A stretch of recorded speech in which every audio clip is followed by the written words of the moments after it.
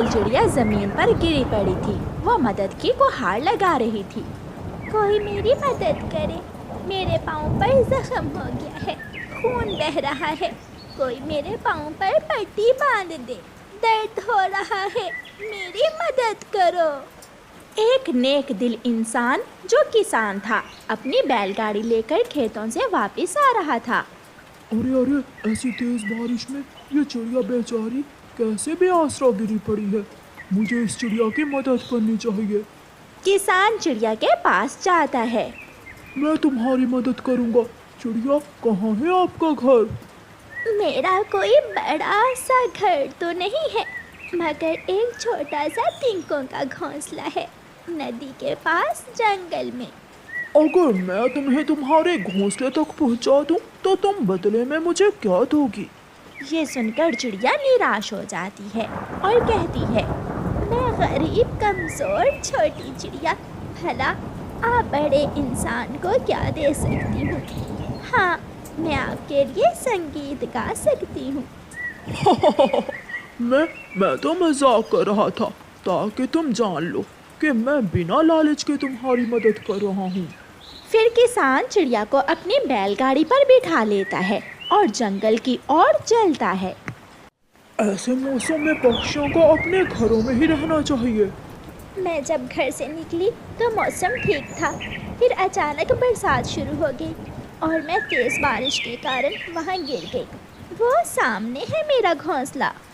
चिड़िया के घोंसले के पास जाकर किसान चिड़िया को दोनों हाथों से आराम से उठाता है और उसे घोंसले में रख देता है। चोट 1-2 दिन में ठीक हो जाएगी। अब मैं जाता हूँ। मैं आपकी ये नेकी हमेशा याद रखूंगी जो आपने बिना किसी लालच के की। हाँ, ये तो है, कोई लालच नहीं, मुझे कोई लालच नहीं था। किसान अपनी राह लेता है और चिड़िया वहाँ बैठकर अपने किसी दोस्त का इंतजार करने लगती है। कालू जी, चाय बन गई है, जाओ अब जल्दी से गरम गरम पकोड़े ले आओ। बारिश में चाय पकोड़ा खाने का तो अपना ही मजा है। जाता हूँ, मैं लाऊंगा कुछ पकोड़े और एक समोसा भी, साथ में जलेबी, जो मीठे में खाएंगे हम। कालू अपने घर से निकलता है। वो सीधा चील के ढाबे पर जाता है। चील दी, 20 के पकोड़े, समोसा और 10 की जलेबी डाल दें। कौवे, रुको, थोड़ा इंतजार करना होगा, आज बारिश के कारण सारे पकोड़े ही जल्दी बिक गए हैं। फिर थोड़ी देर बाद चील ढाबे वाली कौवे को उसकी मांगी हुई सारी चीजें ही दे देती है। कौवा बैग लेकर जा रहा था कि पेड़ की डाल पर अपने घोंसले में बैठी हुई चिड़िया कौवे को आवाज देती है। कौवे, कौवे भैया सुनिए, मेरे पास आए। कौवा इधर उधर देखकर वहां जाता है और अपना समोसों पकोड़ों वाला बैग अपने पीछे छुपा लेता है। चिड़िया, क्या बात है? कौवे भैया, आज मैं इंसानों की बस्ती की तरफ चली गई थी, वहाँ मैं घायल हो गई। एक नेक दिल इंसान मुझे मेरे घोंसले तक छोड़ गया है। शुक्र करो वो इंसान नेक दिल था, वरना इंसान तो बंदूक से मार देते हैं। जैसे हम पक्षी एक जैसे नहीं होते, वैसे भी इंसान भी एक जैसे नहीं होते। कुछ इंसान अच्छे होते हैं और कुछ बुरे। कालू भैया, मुझे भूख लगी है, मुझे कुछ खाने को ला दो। मेरे पास तो कुछ नहीं है। वो पीछे क्या छुपाया हुआ है आपने? वो तो गोरी की दवा है। कल से तेज बुखार है गोरी को और साथ सर में दर्द भी। रुको, मैं गोरी को दवा देकर अभी आया। कालू जल्दी जल्दी से वहाँ से निकल जाता है। पाँव टूट गया है चिड़िया का। मैंने कहा मैं गोरी को दवा देकर उसे भोजन ला दूंगा। वो चिड़िया तुम्हारी राह देख रही होगी। चल कालू, मैंने चाय डाल दी है, जल्दी जल्दी से पकोड़े सीधे करो। चिड़िया वहाँ बैठकर इंतजार कर रही थी, मगर कोई भी चिड़िया की मदद को नहीं आता। अब भूख बहुत बढ़ रही थी और वो भूख से नढाल हो रही थी। आपने उस चिड़िया की मदद भी की, मगर आधी। वो कैसे पत्नी जी? वो बेचारी घायल थी, वो खाएगी क्या, ये नहीं सोचा आपने? मैं तो भूल ही गया। मेरा छाता कहाँ है? मैं चिड़िया को रोटी दे आती हूँ। फिर किसान की पत्नी अपना छाता लेकर चिड़िया को रोटी देने चली जाती है। वो तेज बारिश में चलती हुई घने जंगल में पहुंच जाती है और चिड़िया के पास पहुंच जाती है। चिड़िया, भूजो तो, मैं क्या लाई हूँ तुम्हारे लिए? मैं नहीं जानती, अगर कोई खाने की चीज़ हो तो मेरी जान बच जाएगी। ये लो, मैं तुम्हारे लिए रोटी लेकर आई हूँ। रोटी देखकर चिड़िया की तो जान में जान आ जाती है। बहुत बहुत धन्यवाद आपका, आपने मेरे लिए ये सोचा। चिड़िया किसान की पत्नी से रोटी लेकर खा लेती है। मैं हमेशा ये एहसान याद रखूंगी। किसान की पत्नी चली जाती है। बारिश रुक जाती है, मौसम साफ हो जाता है और थोड़े दिनों बाद चिड़िया का पाँव भी ठीक हो जाता है। आज मैं ठीक हूँ, आज मैं किसान और उसकी पत्नी को मिलने जाऊंगी। चिड़िया ऐसा सोचकर जल्दी जल्दी से कुछ तिनके लगाकर अपने घोंसले की मरम्मत करने लगती है। भाग्यवान, अरे ओ भाग्यवान, कहाँ हो? जल्दी चलो, आज लाल मिर्ची तोड़नी है। जल्दी चलो, धूप बढ़ रही है। मुन्ना सो ही नहीं रहा, मैं कब से इसे सुला रही हूँ। इसे साथ ले आओ, बड़े पेड़ के नीचे ठंडी छांव होती है। मुन्ने को छांव में लिटाकर हम काम कर लेंगे। फिर किसान की पत्नी अपने मुन्ने को लेकर बैलगाड़ी पर बैठ जाती है। दोनों पति पत्नी मिर्ची के खेत में पहुंच जाते हैं। यहाँ लेट जाए मेरा मुन्ना, मैं थोड़ा काम कर लूं। मेरे मुन्ने। किसान की पत्नी अपने मुन्ने को बड़े पेड़ के नीचे लिटाकर मिर्ची तोड़ने चली जाती है। उड़ती उड़ती चिड़िया भी उधर आ जाती है। अब चिड़िया मुकम्मल तौर पर स्वस्थ थी।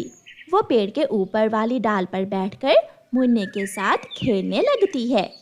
चिड़िया चू चू करती तो मुन्ना हंसने लगता। चिड़िया छुप जाती तो मुन्ना रोने लगता। चिड़िया सामने आती तो मुन्ना हंसने लगता। फिर अचानक चिड़िया का ध्यान झाड़ियों की तरफ जाता है। एक नाग मुन्ने की तरफ बढ़ रहा था। ये नाग मुन्ने को नुकसान भी पहुंचा सकता है, मुझे किसान और उसकी पत्नी को बताना होगा। चिड़िया शोर मचाती है। सांप, सांप, वहाँ काला सांप है, मुन्ने को यहाँ से उठा लें। किसान की पत्नी दौड़कर वहाँ आती है और अपने मुन्ने को उठाकर सीने से लगा लेती है। भागो भागो यहाँ से। सुनिए जी, जल्दी आइए और सांप को भगाइए आकर। मैं आपको धन्यवाद बोलने आई थी माँ जी। चिड़िया, धन्यवाद तो मुझे तुम्हें बोलना चाहिए, तुमने मेरे बेटे की जान बचाई है। किसान भी वहाँ आ जाता है। चिड़िया, जब मैंने तुम्हारी मदद की तो सोच रहा था कि तुम छोटी चिड़िया मेरे किसी काम नहीं आ सकती हो और मैं तुमसे मजाक कर रहा था, मगर आज विश्वास हो गया कि हमें कभी भी किसी की ज़रूरत पड़ सकती है।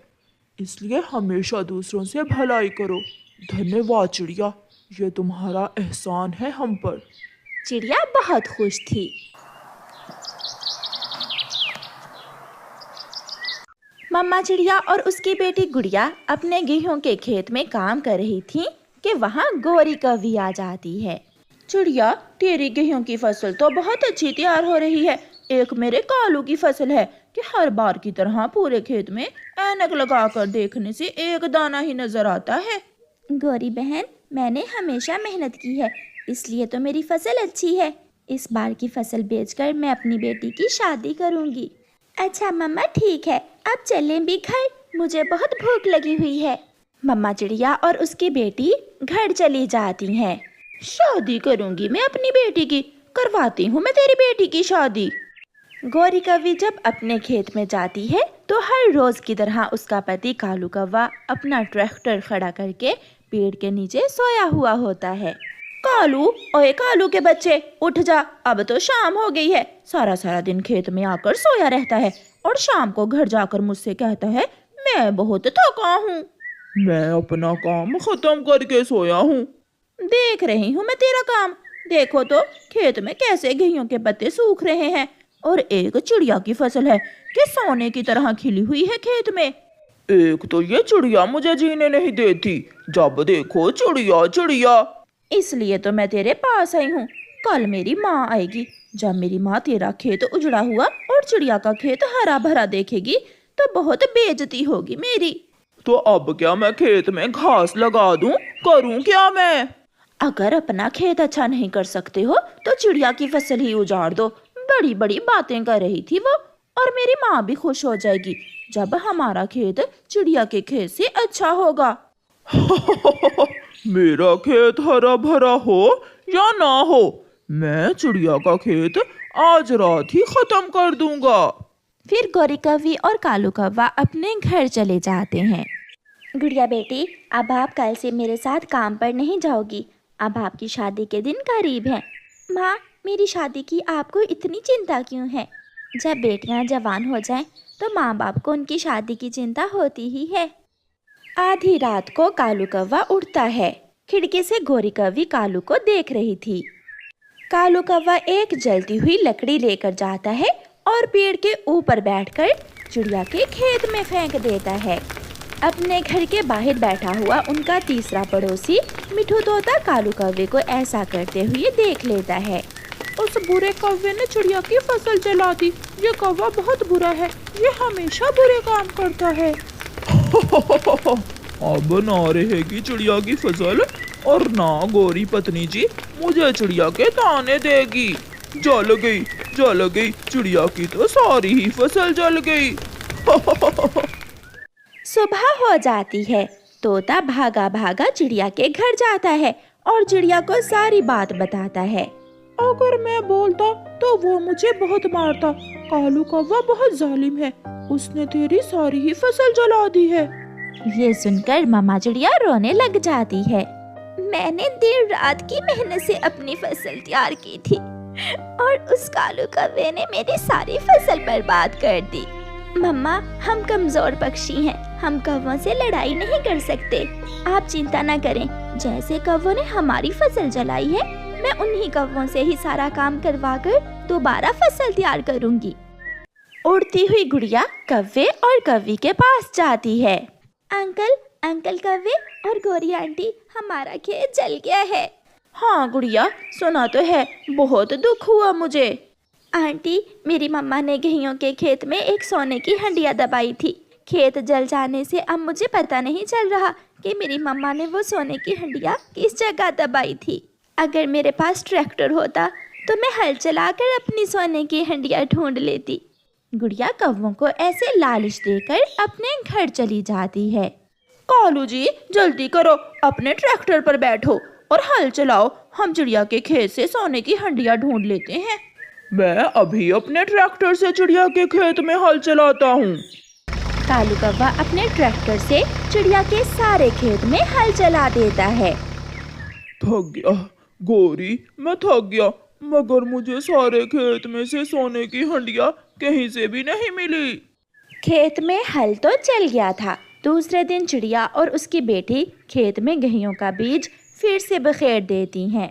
मम्मा, अब देखती जाना, जैसे मैंने उन कौवों से खेत में हल चलवाया, ऐसे ही वो कौवे हमारी फसल तैयार होने पर हमें काट कर भी देंगे। गुड़िया बेटी, मगर ये सब कैसे होगा? मम्मा, ये बात आप मुझ पर छोड़ दें। दिन गुजरते गए। एक दिन तेज बारिश होती है और चिड़िया के खेत को पानी मिल जाता है। अब चिड़िया की गेहूं की फसल दोबारा तैयार हो जाती है। गुड़िया फिर से कौवों के पास जाती है। आंटी गौरी, ना जाने क्यों मेरी मम्मा कोई भी कीमती चीज खेत में छुपा देती हैं।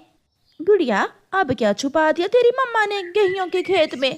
मेरी शादी का सोने का हार। और क्या, मम्मा ने गेहूं के पौधों की जड़ों में मेरा सोने का हार छुपा दिया और भूल गई है कि कहाँ छुपाया है।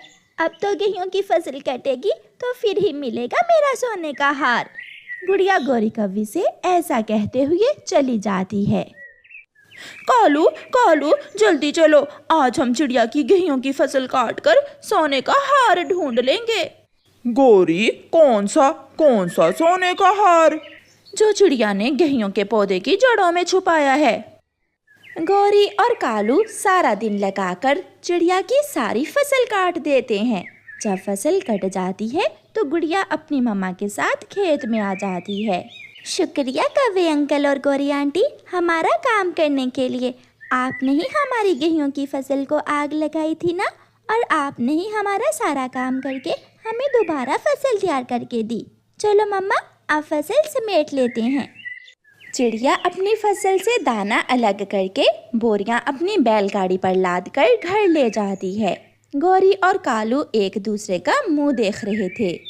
कालू, हम बहुत चातर कौवे हैं, मगर ये छोटी चिड़िया तो हमारी भी माँ निकली। हमें सोने का लालच देकर सारा काम ही हमसे करवा लिया। अगर इतना काम अपने खेत में किया होता तो आज हमारे खेत में भी फसल तैयार होती। और फिर कौवे रोते हुए अपने घर चले जाते हैं।